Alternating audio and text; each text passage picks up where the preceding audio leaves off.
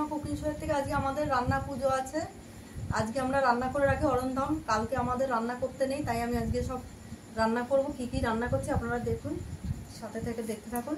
আর এই যে দেখিয়ে দিচ্ছি আমি, এই যে রুই মাছ ভাজা হবে, ইলিশ মাছ ভাজা হবে, আর এই পাবদা মাছটা হচ্ছে আমার এক ননদের জন্য খাবার যাবে, ওনাকে আমি সর্ষে পোস্ত দিয়ে করে দেবো। এই রাত্রির এই খাবারটা যাবে। আর এই যে কাঁচকলা ভাজা হবে, পটল ভাজা হবে, কাঁকরোল ভাজা হবে, আলু ভাজা হবে। আমি এবার আর বেশি কিছু করবো না, কেন আমার বাড়িতে আমি থাকি না, আমার মেয়ে বেরিয়ে যায়, বৌমা একা বাচ্চা নিয়ে থাকে, আর হচ্ছে আমার ছেলে বন্ধু বান্ধব ডেকে নিয়ে চলে যায়, দাদা ভাইয়ের স্ট্যান্ডে পুজো হয়, সেখানে খিচুড়ি মিচুড়ি নিয়ে তারা ব্যস্ত থাকে। আমাদের কালকে আগুন জ্বালতে নেই, এই করে রাখবো, এই আমাদের কালকে দিন রাত খাওয়া হবে। আমাদের পান্তা হয়, আজকে ভাত রান্না করে রাত্রিরে ভাতে জল ঢেলে রাখবো, কালকে আমাদের দিন রাত পান্তা চলবে এই ভাজা দিয়ে। আপনারা সাথে থেকে দেখতে থাকুন। আঁশটা কাটিয়ে এই ছাড়িয়ে নিয়ে রেডি করে নিয়ে এসেছি, আঁশটা ছাড়িয়ে এবার আমি বাড়িতে কেটে রেডি করছি। আমি এইভাবে কেটে রেডি করছি।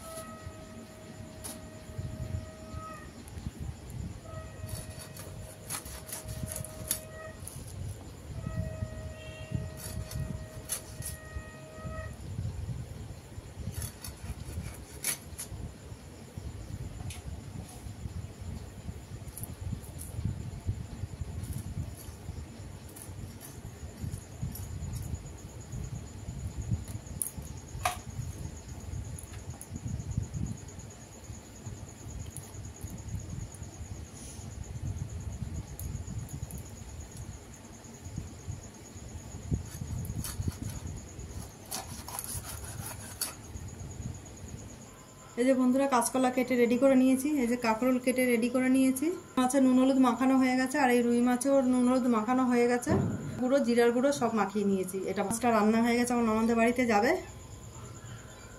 ভাজা হবে, পটল ভাজা হবে, সব কেটে রেডি। যেমন ননদের বাড়ি রুটি যাবে, রুটির সঙ্গে সবজি যাবে, মাছ ভাজা যাবে, আর ওই যাবে কি বলে পাবদা মাছের ঝোল। ভাত করে রেখেছি, এটা ঠান্ডা হয়ে গেলে জল ঢেলে দেবো, পান্তা হয়ে যাবে। এই যে আমার রুই মাছ ভাজা, এই যে আমার ইলিশ মাছ ভাজা, এই যে আমার কাঁকরোল ভাজা, এই কাঁকরোল বলছি কাঁচকলা ভাজা, আর এই যে কাঁকরোল ভাজা, আর এই আলু ভাজা, এই পটল ভাজা, আর এই যে সঙ্গে শুকনো লঙ্কা ভাজা। আমার এই ভাজা একদম পুরো কমপ্লিট। এই যে এই পর্যন্ত আমার আজকে ভিডিও শেষ। বন্ধুরা, আপনাদের যদি ভালো লাগে আপনারা এরকম বাড়িতে বানিয়ে খেয়ে ট্রাই করে দেখবেন।